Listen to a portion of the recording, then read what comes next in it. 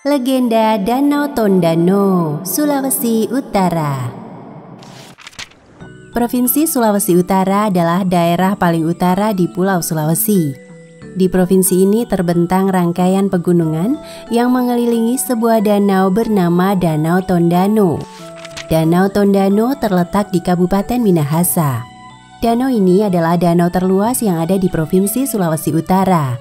Namun di balik luasnya Danau Tondano dan keindahan panoramanya, ada kisah percintaan yang tidak direstui oleh kedua orang tua.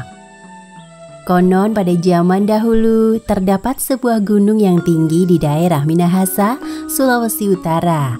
Wilayah itu dipisah menjadi dua bagian, yakni utara dan selatan, yang masing-masing dipimpin oleh seorang Tonaas atau pemimpin. Tonaas yang memimpin di wilayah utara dikaruniai seorang anak perempuan bernama Marimbau.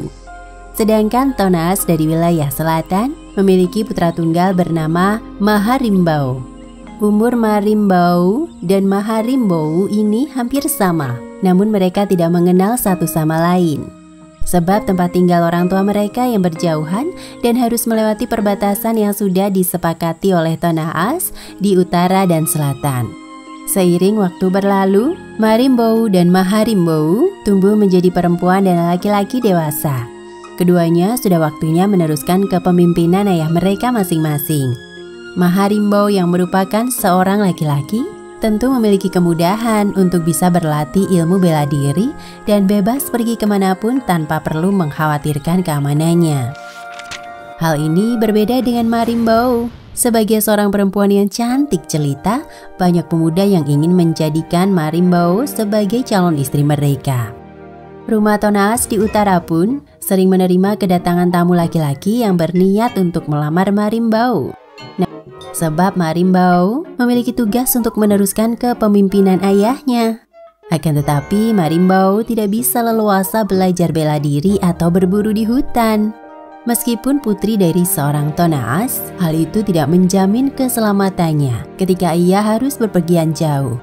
Karena lelah dengan keadaan yang dialaminya, akhirnya Marimbau mengucapkan sumpah di hadapan ayah dan ibunya. Aku bersumpah demi rakyat di utara, aku tidak akan menikah terlebih dahulu sampai aku siap menggantikan posisi ayah sebagai Tonaas. Tapi anakku, bagaimana jika kau lupa dengan sumpahmu ini? Berhati-hatilah. Tidak ayah, aku akan menerima semua resikonya. Mulai hari ini, aku akan mengubah penampilanku agar mereka mengira aku seorang laki-laki. Sejak saat itu, Marimbau mengubah total penampilannya. Ia berpakaian layaknya seorang laki-laki. Ia pun bisa dengan bebas mempelajari ilmu bela diri dan berburu di hutan. Selain itu, penampilannya sebagai laki-laki menjaga dirinya dari pemuda daerah lain yang bisa saja menyukai dirinya. Suatu hari Marimbau pergi berburu di hutan seorang diri. Terlalu sibuk mencari hewan buruan, ia tidak sadar telah berjalan terlalu jauh. Gadis itu ternyata telah sampai di daerah perbatasan dan memasuki wilayah selatan. Dalam kebingungan seorang diri mencari jalan keluar ke wilayah utara, Marimbau tidak sadar tengah diincar penjaga perbatasan. Ia ditangkap oleh Maharimbau yang tengah berjaga di daerah perbatasan. Laki-laki itu mengira Marimbau adalah mata-mata yang dikirim dari daerah utara. Siapa kau? Kenapa kau berani memasuki wilayah ini? Aku sedang berburu dan tidak tahu kalau sudah tersesat hingga ke wilayah sini. Kamu pasti mata-mata yang dikirim dari wilayah utara. Tuduhanmu tidak benar. Aku hanya berburu dan tidak berniat untuk menjadi mata-mata. Biarkan aku kembali ke daerahku. Aku tidak percaya dengan perkataanmu. Kau akan menjadi tawananku dan menghadap pada Tonaas. Marimbau ingin segera kembali ke daerahnya. Ia pun menolak ajakan Maharimbau menghadap Tonaas di selatan. Karena Marimbau menolak, ia pun mendapat perlakuan keras dari Maharimbau. Dalam kelelahan, Marimbau berusaha melawan dan terjadilah pertarungan antara Marimbau dan Maharimbau. Dalam pertarungan itu, Marimbau berusaha mengelak serangan Maharimbau. Akan tetapi usahanya ternyata malah membuka kedoknya sebagai wanita. Rambut hitamnya yang panjang tiba-tiba terurai karena tutup kepalanya terlepas. Melihat lawannya berubah penampilan, Maharimbau pun langsung menghentikan serangannya. Ia tidak menyangka lawannya adalah seorang wanita cantik.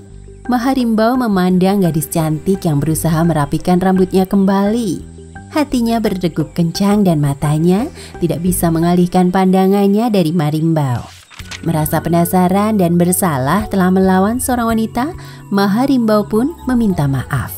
Maafkan jika aku telah melukaimu. Kalau aku boleh tahu, siapa namamu? Aku Marimbau, putri dari Tona Asdi Utara.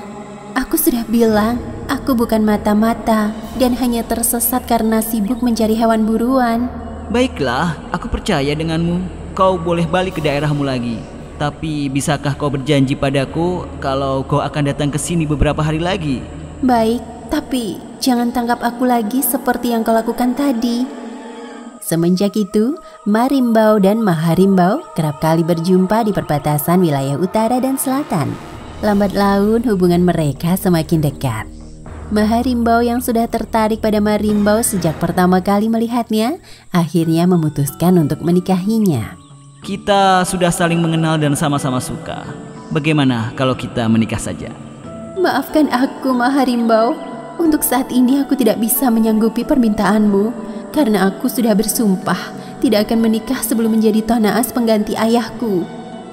Mendengar jawaban dari gadis pujaannya, Maharimbau pun menerima penolakan dari Marimbau. Namun pemuda itu tidak putus asa. Tiap kali bertemu Marimbau, ia selalu menyampaikan keinginannya untuk menikah. Ia terus-menerus membujuk supaya Marimbau menerima lamarannya. Hingga pada pertemuan yang kesekian kalinya, Marimbau pun luluh hatinya dan mengiyakan ajakan menikah dari Maharimbau. Akan tetapi Marimbau meminta agar menyampaikan niat pernikahannya pada kedua orang tuanya terlebih dahulu. Namun kedua orang tua Marimbau tidak mengizinkan mereka menikah. Bukankah kau berjanji tidak akan menikah sebelum menjadi Tonas, anakku? Iya ayah, tapi aku mencintainya. Aku harap kau bisa memikirkannya lagi, anakku. Baik ayah. Dalam kebimbangan, Marimbau kembali menemui Maharimbau untuk membicarakan rencana pernikahan mereka yang tidak direstui oleh orang tuanya. Namun di luar dugaan, keduanya bersepakat tetap melanjutkan rencana pernikahan mereka. Karena rumah mereka yang berjauhan, pasangan itu melakukan pernikahan secara diam-diam tanpa dihadiri oleh kedua orang tua mereka. Mereka menikah di sebuah desa yang jauh dari rumah mereka masing-masing tanpa sepengetahuan orang tua. Namun setelah Maharimbau menikah dengan Marimbau, Gunung Kaweang yang menjulang tinggi di tempat tinggal mereka tiba-tiba menyemburkan lahar panas. Bukan hanya itu saja, terjadi gempa bumi dahsyat yang menyebabkan batu-batuan di tebing berjatuhan. Rumah-rumah di wilayah utara dan selatan pun hancur porak-poranda. Bencana belum berhenti. Tiba-tiba datanglah air bah yang entah dari mana datangnya menerjang desa-desa di sekitar gunung tinggi. Banyak manusia, rumah, dan hewan yang tenggelam akibat air bah tersebut. Bencana itu dipercaya akibat Marimbau yang melanggar sumpahnya sendiri.